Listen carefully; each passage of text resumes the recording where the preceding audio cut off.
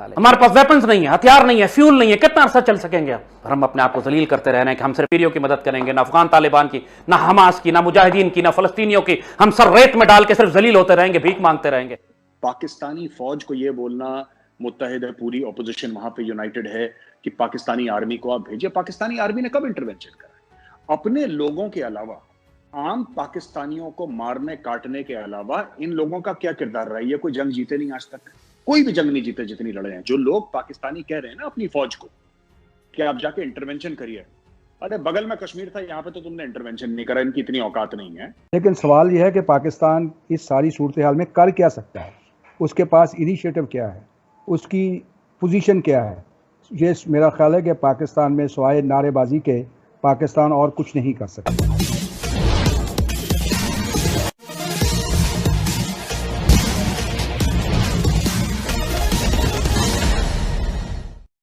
पाकिस्तान की मीडिया में फिलिस्तीन को मदद करने के नाम पर इजराइल से लड़ने की बड़ी बड़ी बातें हो रही हैं, पर पाकिस्तान के लोगों को यह भी डर सता रहा है कि आज तक हमारी सेना कोई युद्ध नहीं जीत पाई है, तो फिर फिलिस्तीन जाकर वह क्या कर पाएगी? इजराइल जैसे इतने शक्तिशाली देश से क्या युद्ध कर पाएगी? पाकिस्तान के इसी हकीकत से पर्दा उठाती आज की वीडियो का अगला भाग आइए देखते हैं। पाकिस्तान का पूरा ये चल रहा है मसला कि हमें फौज भेजनी चाहिए, कुछ लोग कह रहे हैं, और मुझे तो नहीं लगता कि सर पाकिस्तान अगर फौज भेजनी होती तो तब तक भेज दी होती। जो उनके फॉरेन मिनिस्टर भी हैं सर, वो रामल्ला नहीं गए, वो पैलेस्टाइन नहीं गए, वो पैलेस्टाइन में जो हो रहा है उसका जायजा लेने वो टर्की गए सर। मतलब आप उनको तो पैलेस्टाइन जाना चाहिए सर, वो टर्की क्यों चले गए? कि पाकिस्तान आपसे संभाला नहीं जाता है, कश्मीर को आप आज़ाद नहीं करा सके, गरीब मुल्क हम हैं, हम पर FATF की पाबंदियां लग जाएंगी, पाकिस्तान के पास कोई ज़मीनी रास्ता नहीं है फ़लस्तीन तक जाने का, हमें क्या पड़ी है हम फ़लस्तीनियों के प्लीज सामान भेजें, अपना ही घर संभाल लें तो बड़ी बात है, हम तो बेगर्स कांट बी चूजर्स। इस किस्म की शर्मनाक बातें की गई कि यकीन कीजिए एक पाकिस्तानी मुसलमान की हैसियत से मेरा सर शर्म से झुक गया हो कि तुम्हारी जायदादें, जागीरें, ज़मीनें, औलादें, मालो दौलत ज़्यादा कीमती अल्लाह उसके राह में जहाद करने से, तो दफ़ा हो जाओ, अल्लाह को कोई हाजत नहीं है तुम्हारी। किसी मुसलमान को यह जेब नहीं देता कि ऐसी बात मुंह से निकाले। हमारे पास वेपन्स नहीं है, हथियार नहीं है, फ्यूल नहीं है, कितना अरसा चल सकेंगे और हम अपने आप को जलील करते रह रहे हैं कि हम सिर्फ अंदर के मामला ठीक करेंगे, हम बाहर दखल नहीं देंगे, ना हम कश्मीरियों की मदद करेंगे, ना अफगान तालिबान की, ना हमास की, ना मुजाहिदीन की, ना फलस्तीनियों की। हम सर रेत में डाल के सिर्फ जलील होते रहेंगे, भीख मांगते रहेंगे।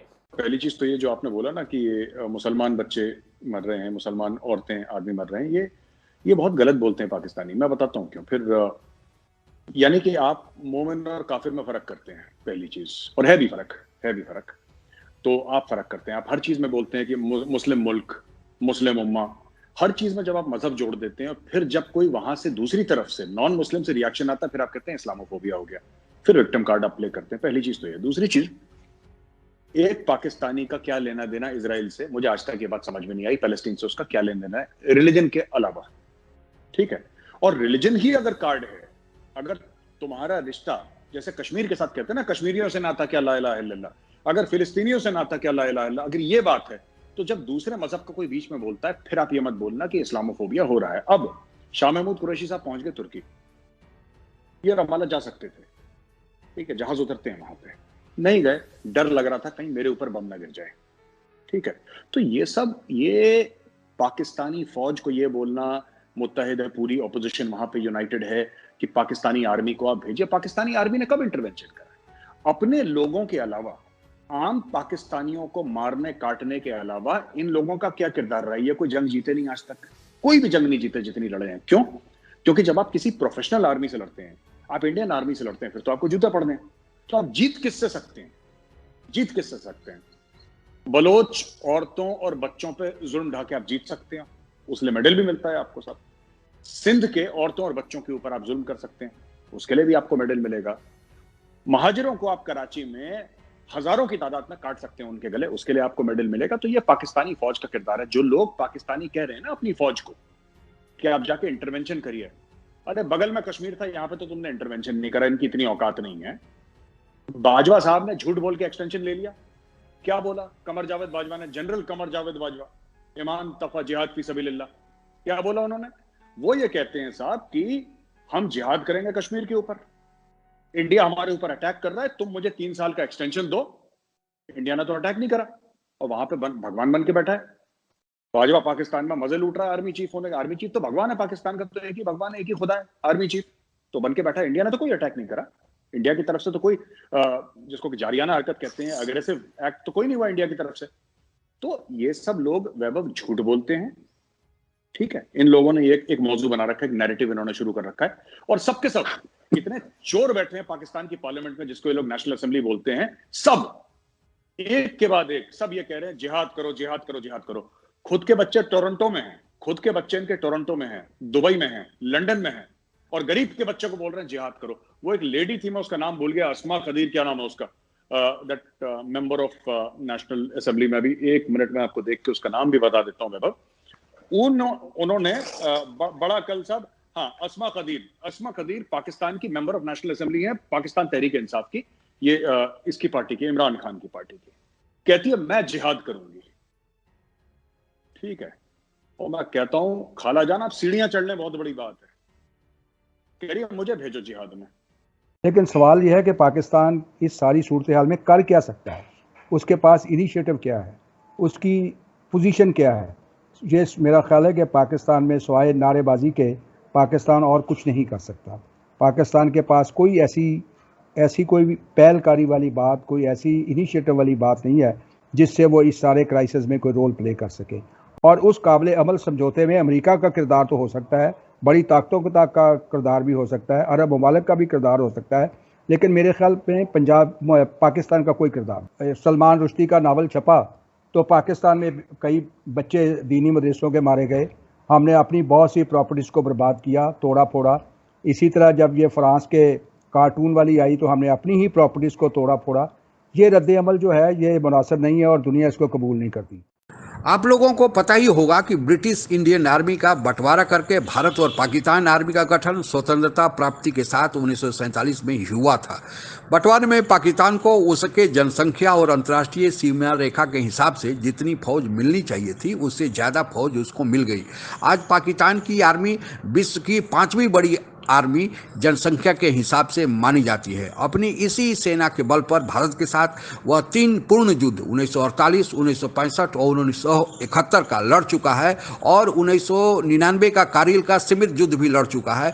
पर इन सभी चारों युद्धों में पाकिस्तान को मुंह की ही खानी पड़ी है। सबसे शर्मनाक हार तो 1971 का था, जब 1 लाख सेना के होते हुए भी पाकिस्तानी सेना बिना लड़े हथियार डाल दी, और यह विश्व इतिहास का सबसे बड़ा सरेंडर माना जाता है कि जिसके पास 1 लाख सैनिक हो। बहुत सारे ऐसे देश विश्व में हैं जिनके पास 1 लाख से कम सैनिक है, लेकिन वो भी अपने विरोधियों से लड़ते हैं। लेकिन पाकिस्तानी सेना की 1 लाख सैनिक भारतीय सैनिकों के सामने सरेंडर कर दिया था, और इसके बाद भी पाकिस्तानी सेना या पाकिस्तानी सेना के लोग, पाकिस्तानी लोग डींग हाँकते रहते हैं कि विश्व में उसके सेना से ज़्यादा सर्वश्रेष्ठ सेना कोई और है ही नहीं। और 1971 में केवल सरेंडर ही नहीं हुआ था, पाकिस्तान 2 टुकड़ों में बट भी गया था और बांग्लादेश का जन्म भी हो गया था।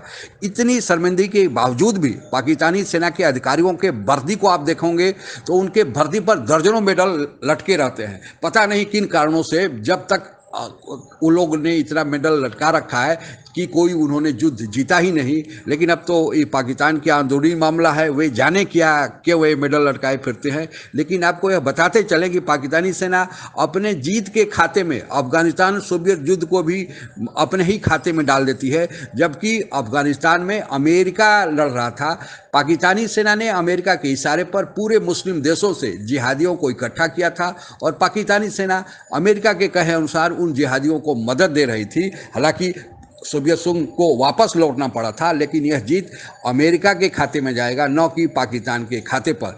पाकिस्तानी सेना अपने इसी आकार और औकात के कारण पूरे पाकिस्तान पर दबदबा कायम रखती है और जब जी चाहता है वहाँ के चुनी हुई सरकार को हटाकर खुद सत्ता में आ जाती है। जबकि भारत का पाकिस्तान के साथ कोई भी युद्ध करने का इरादा नहीं है, लेकिन पाकिस्तानी सेना हमेशा भारत से युद्ध का डर दिखाते रहती है।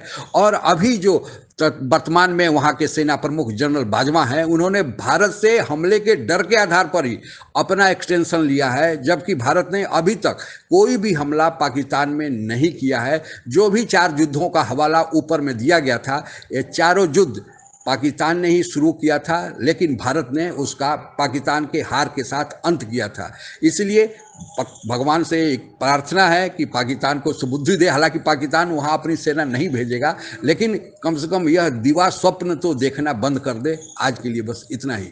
आप अगर हमसे जुड़ा रहना चाहते हैं तो कृपया मेरे चैनल को सब्सक्राइब करें तथा बेल आइकन भी दबा दें, ताकि नई वीडियो की जानकारी तुरंत आप तक पहुंच जाए। धन्यवाद। जय हिंद।